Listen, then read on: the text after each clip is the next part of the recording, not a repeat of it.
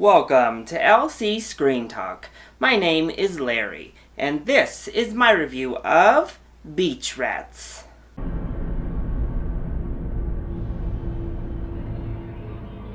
I left this movie feeling very sad and not at all like I expected to be reacting to this film. But in many ways, this very strong reaction I'm having seeing Beach Rats is a testament to the quality that the film is. So this is a film I'm having a very hard time processing and unloading everything that I'm feeling and I'm thinking. So we're not going to do my typical positive, negative verdict type review here. I'm going to kind of process along with you all and just talk about this movie and what is going on here in Beach Rats.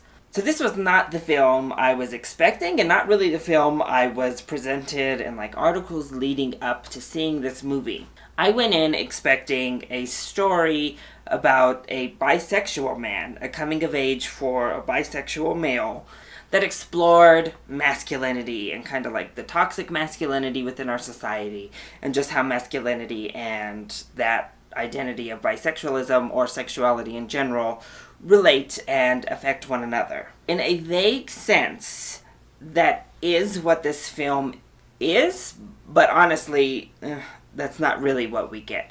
This is not a bisexual coming-of-age story. This is very much more a gay man's coming-of-age story. So that's the first thing that threw me for a loop, because that's not really what I was anticipating. There is a sense of bisexuality in the film, but the movie plays that much more as being in the closet and is this man using women as a beard still. So I was a little bit disappointed in that, and we didn't get an exploration of bisexuality, because we never get an exploration of bisexuality in film. I also struggle saying this is a coming-of-age story.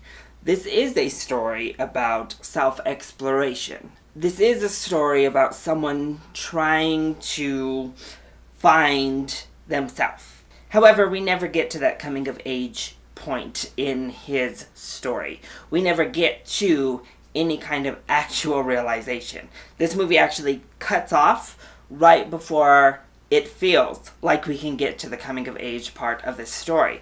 This is a much darker, much more haunting, and sadder type of film here. This is not a feel-good.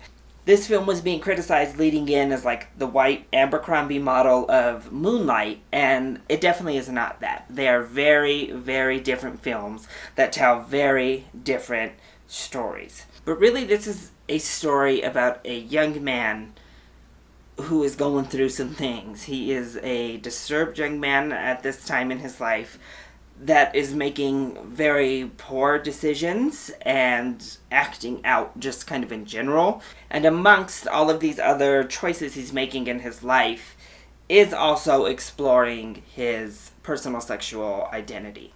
And this film feels so real in the fact that in exploring yourself and learning about yourself and learning about who you are, it's not always pretty. It's not always this storybook, a weight has been lifted off of your shoulders type of tale. And I think this movie captured the darkness behind being in this man's situation so fantastically. Not only does it not always work out for you as you're hoping and anticipating, but other people are folded into the mix, and other people get hurt by what you do and by the decisions you make. And other people get hurt by you not accepting yourself and not being honest. And I think that was a very important thing to depict, and I think this movie it did it really, really well. And the acting in this film is so good. I think the actors all just are amazing. This movie felt like real life. I didn't feel like I was watching a movie at all, actually. It felt so real and so genuine that I think that's why I had such an emotional reaction to it. So this movie is rated R for things like drug use and profanity, as well as sexual content. This film does feature nudity, it does feature sex, but it is never done in a gratuitous manner. More so, this film explores and kind of appreciates the male form but again, it never felt unneeded. It felt more sensual than like purely sexual. It never went into gratuitous and stepping over the line in my eyes personally. It all felt authentic and genuine and just part of this story. It all was warranted and it all fit in really well. As for masculinity, it is explored, but it's not nearly brought to the forefront as I was hoping it would be. There is a beautiful, direct, in-your-face line in here where they're talking about girls making out is hot, it's sexy. Guys making out, that's just gay. And I thought, a beautiful summation of how our society has a double standard when it comes to men and women, especially when you're dealing with that gray area, when you're dealing with the B in LGBTQ, and that double standard through the masculine gaze that our society still looks through. And while I feel it was kind of an undercurrent throughout, we had like a push and pull of male friends and that male friendship, it never quite pushed masculinity and how that affects things quite as much as maybe I had hoped it would. But huge credit to Eliza Hittman, who was the director and writer of this film. I think she did an amazing job. I think it was beautifully directed. This script was rock solid, like a really, really fantastic script.